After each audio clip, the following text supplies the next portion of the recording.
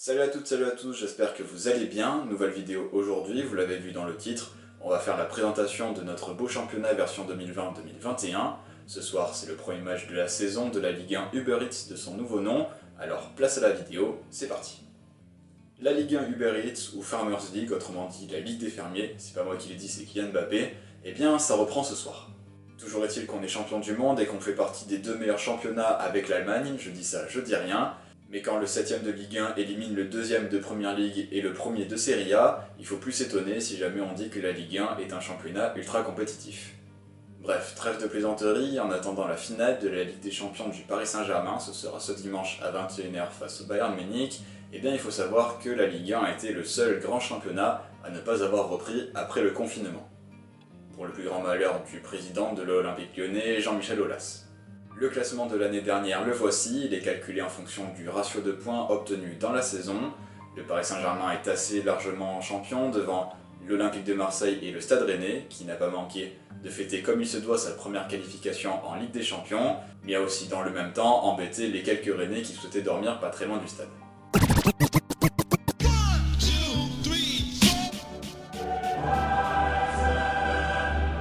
Ça va être tout noir. Ta gueule! Et si Rennes s'est qualifié directement grâce à un heureux événement, pourquoi est-ce qu'en France, on n'a que 3 clubs en Ligue des Champions contre 4 pour les autres grands championnats européens?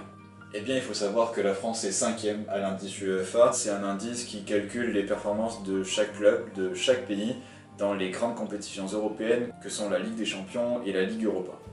Et donc en additionnant tout cela, on a un nombre de points qui permet de classer les pays entre eux. Il faut savoir aussi que c'est sur les 5 dernières saisons, donc depuis la saison 2015-2016 jusqu'à bien sûr la saison 2019-2020. L'Espagne est première avec un total de 101 points, l'Angleterre deuxième avec 90 points, l'Allemagne troisième avec 74 points, l'Italie quatrième avec 70 points et enfin la France est cinquième avec 59 points, autrement dit 11 points d'écart entre la France et l'Italie, c'est encore un peu beaucoup, mais avec cette saison 2019-2020, on a des chances déjà de voir la France se rapprocher de l'Italie.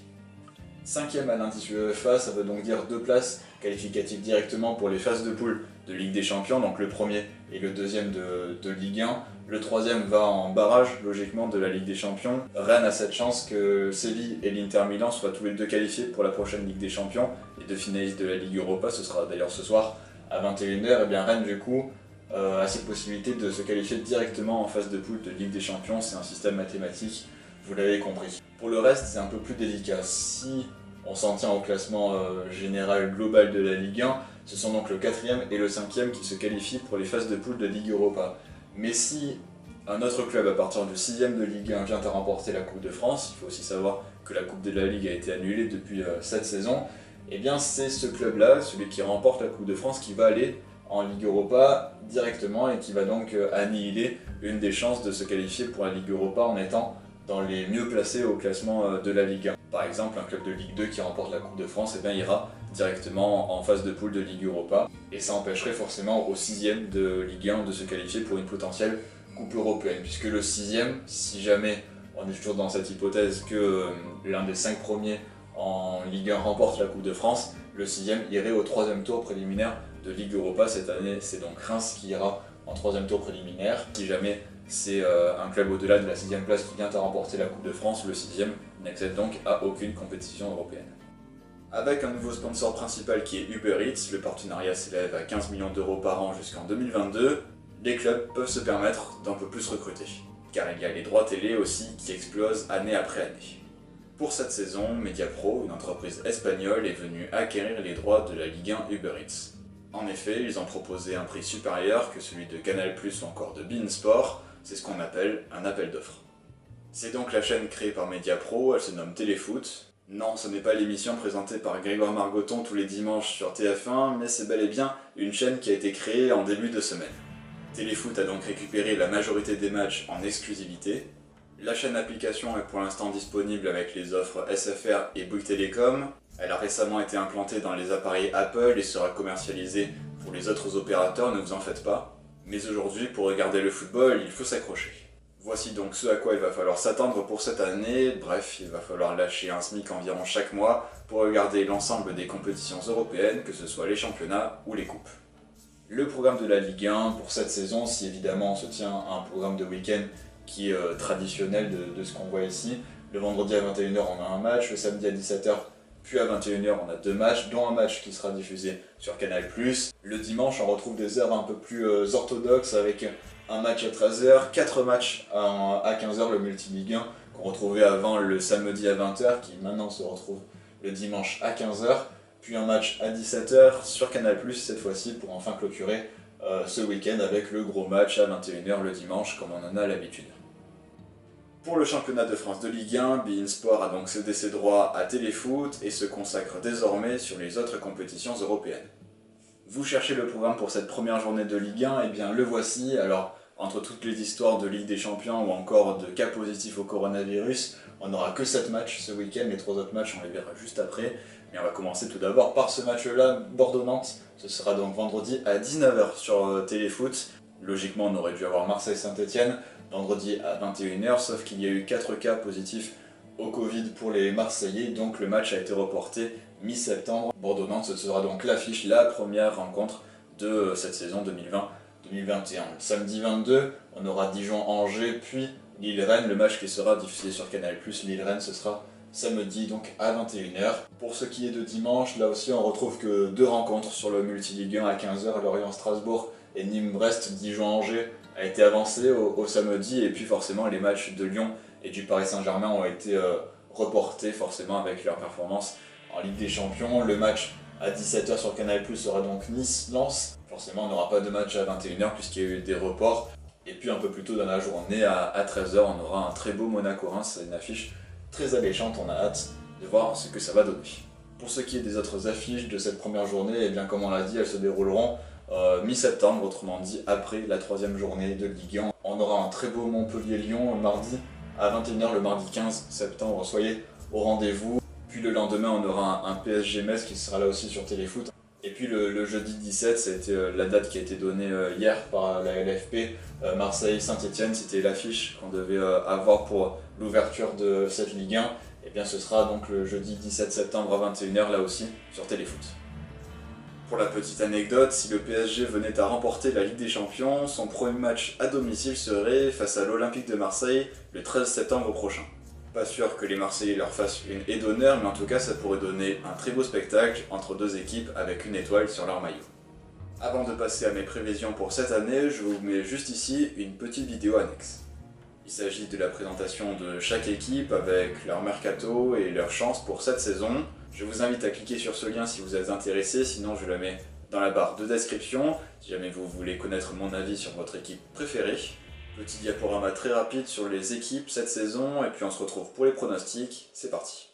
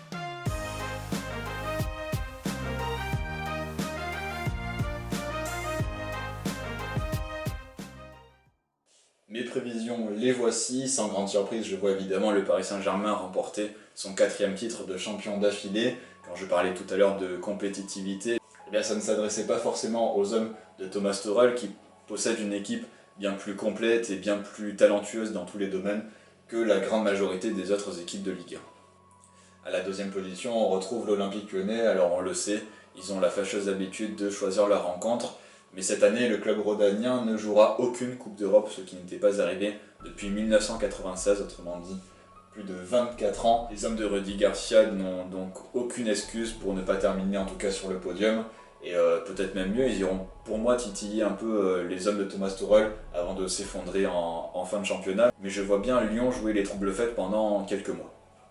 Et puis sur la troisième marche du podium, on retrouve l'Olympique de Marseille qui va s'accrocher, qui va avoir beaucoup de mal, mais qui va s'accrocher pour garder cette troisième place au championnat.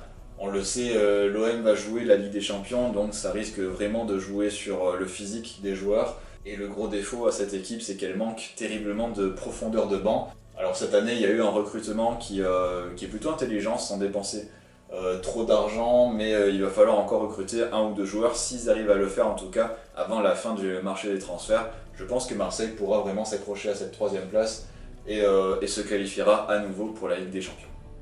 Pour ce qui est des places qualificatives à la Ligue Europa, les choix ont été très durs. Il faut dire que ce championnat est excessivement homogène, donc il est très difficile de dégager 2 voire 3 équipes qui pourraient se détacher du lot.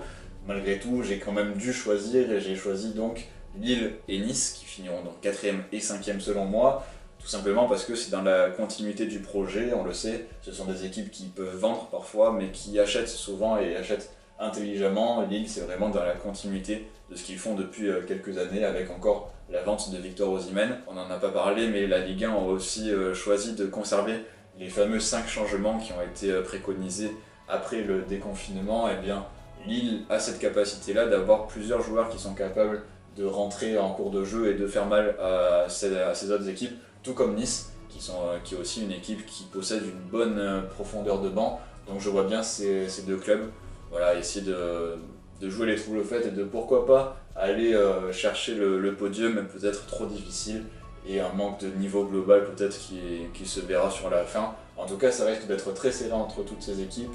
À la 6e place, j'ai mis le Stade Rennais. La Ligue des Champions va faire mal pour eux, même s'ils risquent de se faire éliminer assez rapidement. C'est pour ça que je pense qu'ils vont avoir du mal en début de saison, mais en fin de saison, pour le coup, ils seront bien plus affûtés. Et je vois bien le Stade Rennais peut-être se qualifier pour le 3e tour préliminaire de la Ligue Europa. Attention, toujours est-il que si jamais un autre club remporte la Coupe de France, eh bien ça empêcherait Rennes de se qualifier pour ce tour-là. Et puis enfin, 7e et 8e, le Stade de Reims ou encore Montpellier. Il y a des clubs qu'on n'a pas cités comme Nantes ou encore Monaco. Les choix ont été très durs, je vous le rappelle, donc effectivement vous me dites ce que vous en pensez dans les commentaires. Mais voilà, je vois bien Reims et Montpellier terminer encore une fois dans la première partie de tableau, parce que ce sont des clubs qui sont très réguliers et qui arrivent quand même à attirer leur épingle du jeu sur toute une saison entière.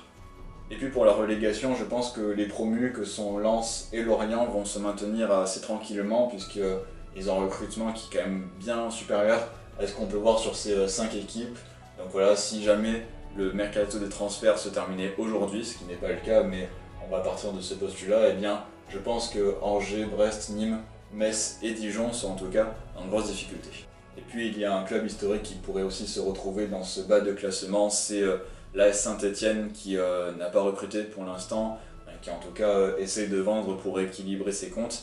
Et forcément, on le sait, quand on vend ses joueurs, eh bien, on a plus de mal à avoir un effectif niveau Ligue 1. Donc voilà, Saint-Etienne pourrait également se retrouver entre la 16e et la 20e place, c'est en tout cas à ne pas exclure. Selon mes prévisions, Metz et Dijon iront donc en Ligue 2, tandis que Nîmes sera contraint d'aller en barrage, ce sera face au 3e, face au 4e ou face au 5e de Ligue 2, mais ça évidemment on le saura à la fin de saison. N'hésitez pas bien sûr à me dire dans les commentaires ce que vous en pensez, votre avis m'intéresse beaucoup sur la question. C'est la fin de cette vidéo, j'espère qu'elle vous aura plu. Ce soir, on se retrouve donc pour le premier match de la saison entre Bordeaux et Nantes à 19 h. La semaine prochaine, le programme est chargé, donc si la vidéo vous a plu, n'hésitez pas à mettre un petit pouce en l'air et à vous abonner, ça me ferait super plaisir. Pendant ce temps, prenez soin de vous, prenez soin des autres, mais surtout restez connectés. Ciao!